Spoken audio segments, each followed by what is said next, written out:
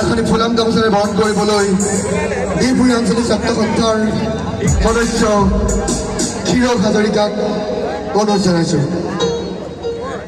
এয়া মঞ্চত জ্ঞানজ্যোতি ফুকন। ঘাটংগে মাৰিলে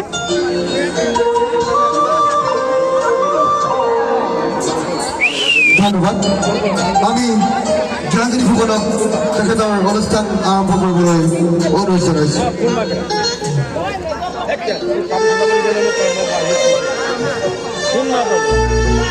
নমস্কাৰ, সকলোলৈকে প্ৰথমে মোৰ ফালৰ পৰা ৰঙালী বিহু আন্তৰিক শুভেচ্ছা জ্ঞাপন কৰিছোঁ। আচলতে একো প্ৰেক্টিচ নাছিলে, তথাপি